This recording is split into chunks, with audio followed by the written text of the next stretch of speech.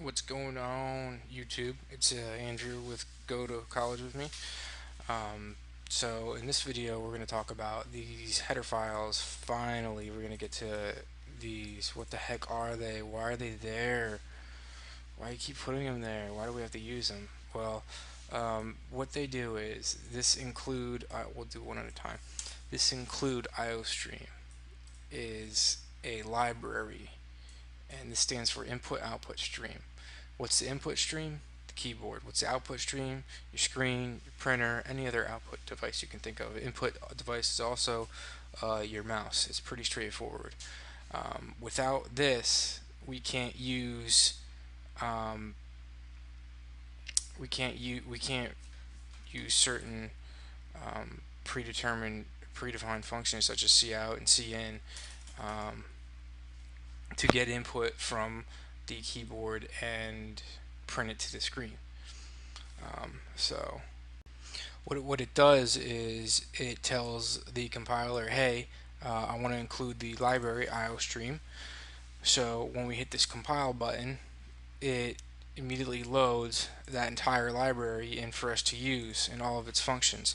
So let's go ahead and use one. We're going to do one called cmath. So say including. You also always have to use the hash sign. Include less than cmath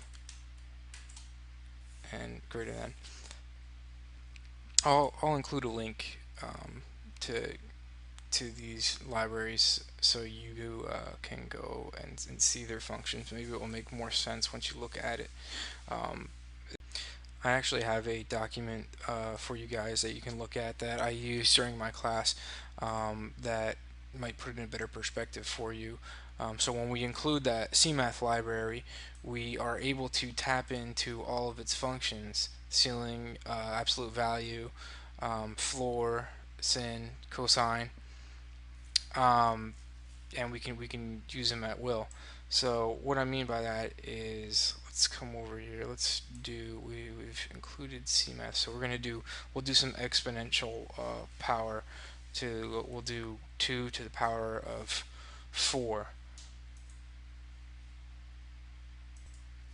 So I'll show you real quick what I'm looking at from C++.com. So what we're going to do is we're going to be using a double, and we're going to define pow for power, and we're going to use our base is going to be 2, and the exponent is going to be 4. So you can see here, base stands for base value, exponent stands for the exponent value. And like I said, I'll include this link, and there's a lot of good information on here, and you can see examples on how it's used. Right here, it is, power 7 with exponent of 3. So okay, let's do our own real quick. So first, let's define some doubles. So we'll say double num1, the good old num1, double num2, double num3. I'm going to declare these a little bit differently than I have been, just because I feel like this is easier to read to do it this way. So we'll say num1 is equal to, what do I say, 2.0, and num2 is equal to 4.0. So yeah, this is just, I feel it's a lot easier to read. So, and then we'll just set num3 to pow. Num1 will be our base, and our exponent will be num2. We'll just say cout num3 and L, and then we'll compile. So when we compile, we should get 2 to the power of 4. So 2 times 2 times 2 times 2. It's going to be 16. So that's what our header files do. As you saw before in the other examples, we had to include the string class to be able to use variables, our strings. feel like I need, there you go. So if we want to use string str, we need to have this class, or this library in our header file, which these are called header files. By the way, I'm not sure if I said that. They're just certain libraries.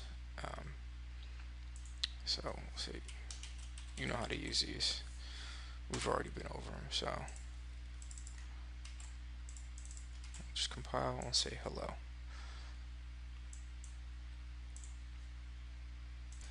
I'm not really going to get into too much of what the using namespace std is just yet, but just know that we cannot use cout, which I still have more to explain on cout, but we cannot use if we do not have using namespace in.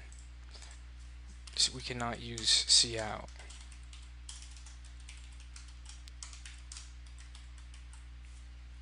I'll spit back an error. See, it's undeclared. But if we did std, is it std? Yep.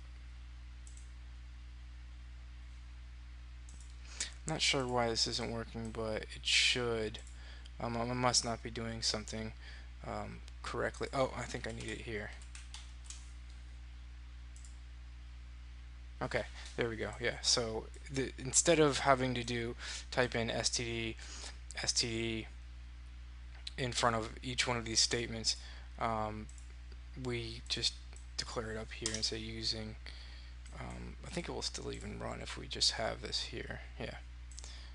But so now, since we're using namespace std, we do not need to put this in front of every single cout and cin statement.